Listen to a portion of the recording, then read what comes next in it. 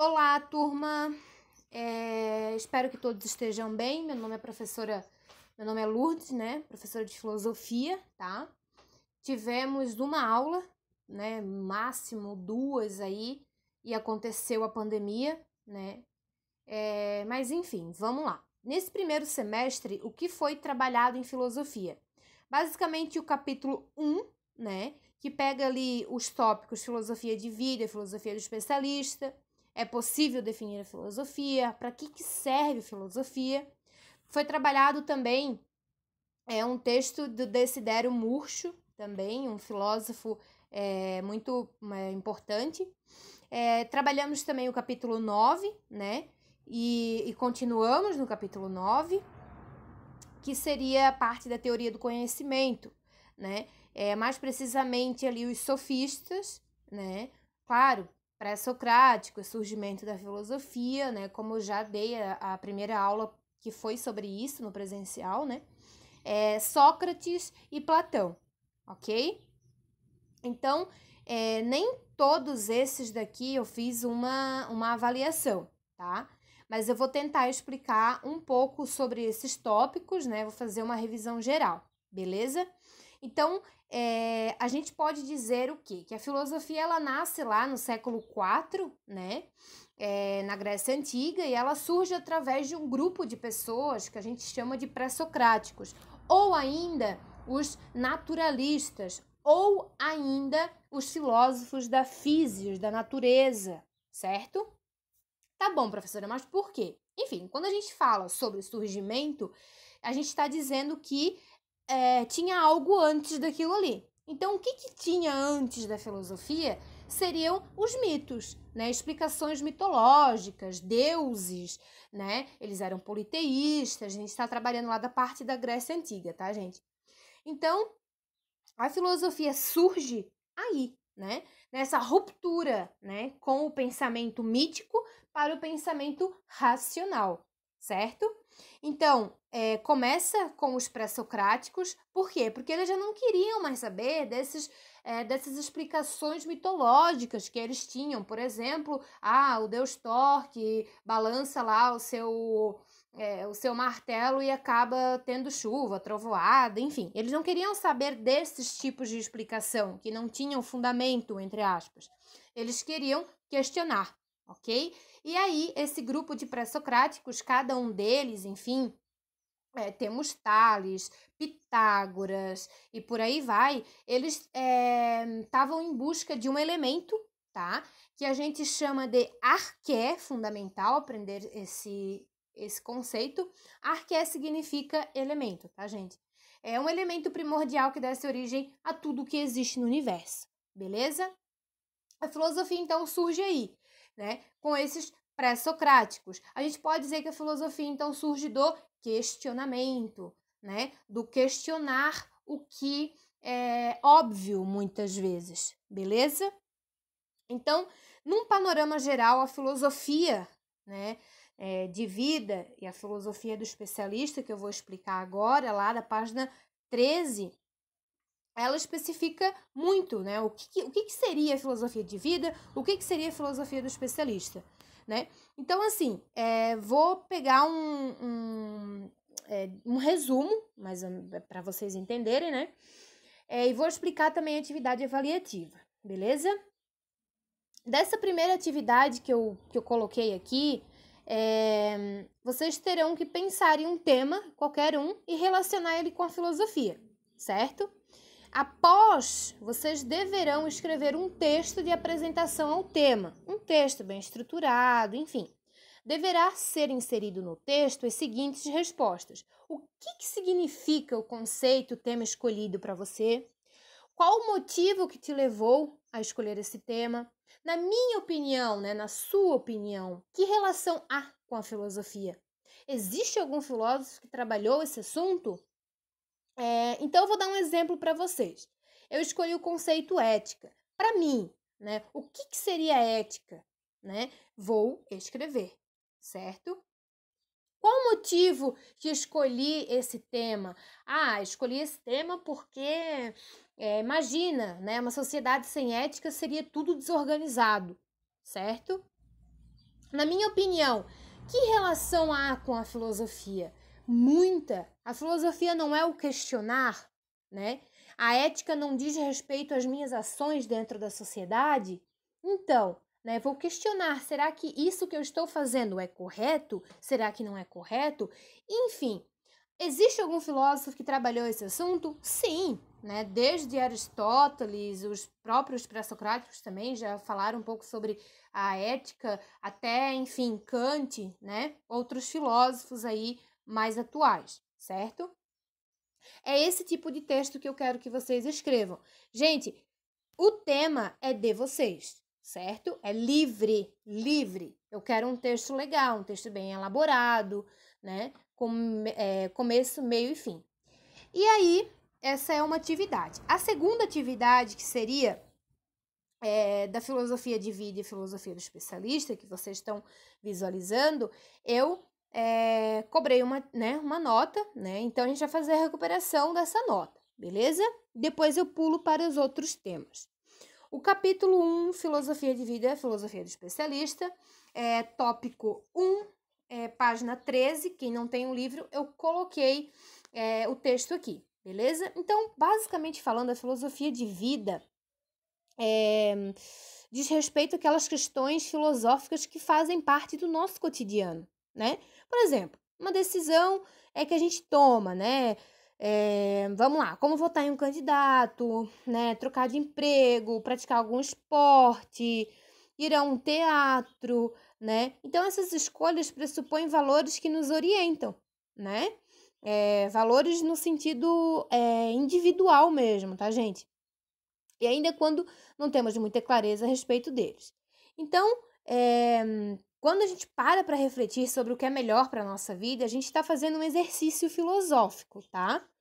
Do mesmo modo, quantas vezes que você já se perguntou sobre conceitos como, por exemplo, o amor, né, que é trabalhado muito na filosofia, a amizade, né, a fidelidade, a solidão, né? Olha só a solidão, né? A morte, né? Enfim, certamente já discutiu sobre esses assuntos com seus amigos e observou que nem sempre os pontos de vista se coincidem, certo? A disposição para o filosofar decorre do fato de sermos pessoas racionais e sensíveis, capazes de dar sentido às coisas. E a gente chama essa filosofia de vida, esse filosofar espontâneo, né? Mas espontâneo é que não tem ninguém nos pressionando, né? Já a filosofia do especialista, né, ela diferencia. Enquanto lá a filosofia de vida, né, é uma pré-filosofia, né, uma disposição para o filosofar, já a filosofia do especialista ela vai se ocupar do quê? Do rigor, né, do conceito, o que pressupõe mais intimidade com a história da filosofia. Tá, professora, mas o que é a história da filosofia? A filosofia tem uma história, né? Então, eu contei o começo dela, que foi quando surgiu, né? E tem a história, mais especificamente, de cada filósofo, certo? Então, os pré-socráticos, cada pré-socrático, por exemplo, o primeiro, que é Tales, tem uma história, né? Tem uma filosofia por trás dele, ele escreveu, ele falou sobre conceitos, né? O principal dele é a água, né? A água como elemento primordial. Então, a filosofia tem uma história, certo? E dessa maneira, né, a gente pode pegar a história da filosofia como base, né, e aplicá-la, certo? Enfim, e aí levantamos problemas, questionamentos, enfim. A filosofia, ela serve justamente para isso, para a gente questionar, né, para questionar o que parece muitas vezes óbvio e não é, né? Enfim, a gente criar conceitos, né? Então, que tipo de pensar é esse, né, de filosófico? Ele não é, o próprio livro traz, né, ele não é melhor nem superior a todos os outros tipos de conhecimento, né, mas é diferente, porque pressupõe o quê? Problematizar os nossos pensamentos e nossas ações, né? Dessa atitude resulta o quê? A experiência filosófica, né? Então, os filósofos estão sempre o quê? Questionando o mundo e a si mesmos, tá? Pois não aceitam certezas absolutas, sabe? Aquilo, mas o tal fulano me falou. Opa, será que é assim mesmo? É esse tipo de questionamento que a gente muitas vezes faz no nosso dia a dia, não é? Enfim, dessa atividade, o que eu quero de vocês? Que vocês dividem, tá? Façam um quadro, dividi-lo, vou ler aqui para vocês, fazer um quadro, dividi-lo em dois, tá? Eu quero que vocês distinguem o conceito filosofia de vida do filosofia do especialista, né? Um do lado, o outro do outro. Escrever o que você entendeu de cada um desses e dar um exemplo de cada. O que é um exemplo de filosofia de vida, um exemplo da filosofia do especialista, após você ter lido o texto, ok? Vimos também é possível definir a filosofia, tópico 2. Então, você deve estar se perguntando, né? É possível definir a filosofia? Edmundo Russell, um filósofo muito estudado, né? Enfim, diz que filosofia, né? Saber o que é filosofia ao mesmo tempo que assume desconhecê-la, né? E ele vai completar afirmando que apenas os pensadores secundários, tá, estão contentes com suas definições. Olha só que forte essa palavra, né? Secundários estão contentes com a sua definição. Ou seja, explicitar o que é filosofia já é em si uma questão filosófica, né? Quando eu falo sobre questionar, né, o que é filosofia? Vamos questionar a própria palavra filosofia, então, né? Ou seja, explicitar o que é filosofia já é em si uma questão filosófica, né? Portanto, mesmo quando os pensadores se arriscam em dar respostas, sabem que não que são, né, sempre imprecisas e provisórias. A palavra filosofia, sim, vem do grego, philos, amor, amizade, e sofia, sabedoria. Amor e sabedoria, a palavra, ok? Mas, enfim, a filosofia aí, ela tem muitos anos de estrada, né? Muitos anos. Ela nasce lá no século IV, né? Então, cada filósofo tentou definir o que é filosofia. Não cabe a nós, né, fazer uma única definição, beleza? É isso basicamente que está dizendo aqui. Então, a gente viu também o tópico para que serve a filosofia, o 4 da página 15. Afinal, qual é a utilidade da filosofia? Gente, aqui vai trabalhar a seguinte ideia, basicamente, tá? O senso comum, né?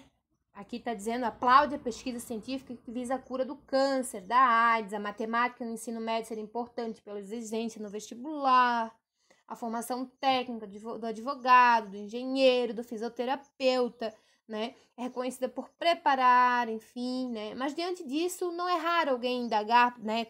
Tá, mas peraí, para que estudar filosofia? As outras áreas, será que a gente questiona isso, né? Para que estudar filosofia se não vou aplicá-la em minha vida, se ela não tem aplicabilidade, né? Então, de acordo com esse pensamento, a filosofia ela seria inútil, tá? Mas já que não serve para qualquer alteração imediata, ou imediato de ordem prática, no entanto, ela é fundamental para compreender o ser humano e o mundo. Se vocês forem ver todas essas outras áreas citadas ali, elas lidam totalmente, integralmente com a filosofia, tá? Basicamente é isso que o texto tá dizendo, beleza? De maneira mais geral. A gente viu o capítulo 9 também, tá? O capítulo 9, inclusive, ele é muito importante para o primeiro ano, tá? Ele começa o capítulo 9 justamente falando sobre a filosofia pré-socrática. Quem foram, né, os pré-socráticos e tudo mais, que eles surgiram ali no século... enfim, atravessou todo o século 6 ali, para vocês se sintonizarem, tá? Eu foquei bastante nos sofistas. Gente, sofistas. Vamos para a teoria do conhecimento. Sofistas, eles são considerados enfim, sábios, ou melhor, professores da sabedoria, tá? Quem foram os sofistas? Os sofistas, eles vieram de todos os lugares, tá? Enfim, da Grécia, tá? E os sofistas, eles são ali do período 5 e 4, 5 e 4, né? E os sofistas, eles tendem a fazer muita contribuição para a filosofia, tá? Já que eles vinham de todas as partes do mundo, eles ocupavam, então, de um ensino itinerante, sem um compromisso de se fixar em um lugar específico, né? Então, eles lidavam com a retórica, tá? E por isso, inclusive, que eles eram duramente criticados por Sócrates, Platão e Aristóteles mais tarde. Por quê? Né? Eles, enfim, eram acusados de não se importarem com a verdade. Então, para vocês entenderem, basicamente, eles lidavam com a parte do convencimento, né? Como naquela época as reuniões aconteciam em praças públicas, né? E a política era muito forte, né? Eles faziam com que as pessoas conseguiam falar bem, né? Se pronunciar diante do todo, né? Ter uma oratória boa, né? Uma retórica, enfim, por isso que são os mestres da retórica, né? Enfim, e eles cobravam pelas aulas, por isso que eles eram criticados, né, pelos filósofos ali, Sócrates, Platão e Aristóteles, beleza? Então, aqui temos dois principais, o Protágoras e o Górgias, que basicamente eles dizem o seguinte: o homem é a medida de todas as coisas, é uma frase de Protágoras.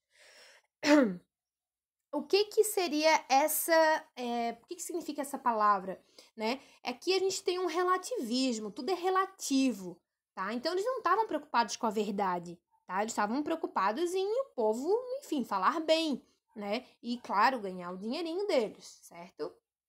Então, o homem é a medida de todas as coisas. Não estou falando do homem, ou José, ou o João, ou enfim, não estou falando isso. Estou dizendo que o homem, nós, seres racionais, somos a medida de todas as coisas. Por quê? Porque eu posso influenciar todos os que estão em minha volta. Por isso que é uma filosofia relativista, beleza? Basicamente seria isso.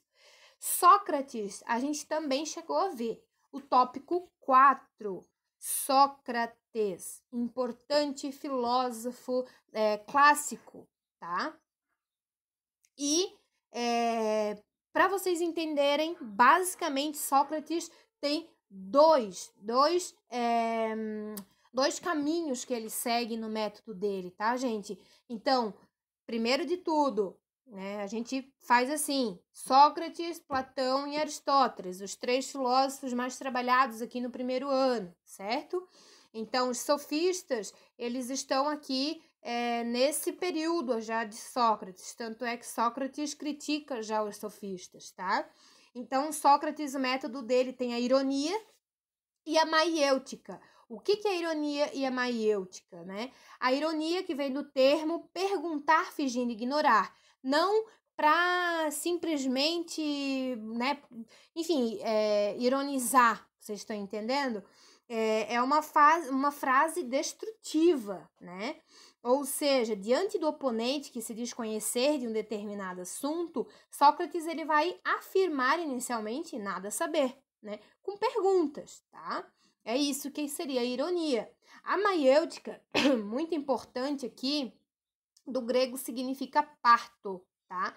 Foi assim denominado pela homenagem à mãe de Sócrates, certo? Então, ele dizia o seguinte, que a mãe dele, né, é uma historinha, enfim, pequena, mas a mãe dele era parteira, tá? Hoje a gente tem médicos, enfermeiros e tudo mais. Naquela época, eram as parteiras que faziam parto das crianças, tá? Então, ele dizia, minha mãe dá luz às crianças, né? Eu dou luz a novas ideias, tá? Então, o que isso significa? Que a conversa, né, o diálogo, ele acontece entre duas ou mais pessoas, certo? Então, a partir do momento que eu vou dialogar, que eu vou dialogar com o outro, que eu vou muitas vezes perguntar, questionar, enfim, vai surgir o quê? Novas ideias, certo? Basicamente, o Sócrates foi isso que a gente trabalhou. Teve um texto também muito legal, que são as 3 peneiras de Sócrates, tá? E depois a gente veio para Platão, o mundo das ideias. Basicamente, a alegoria da caverna. Gente, Platão, filósofo importantíssimo, tá? Filósofo que escreveu a obra, né? Enfim, a República.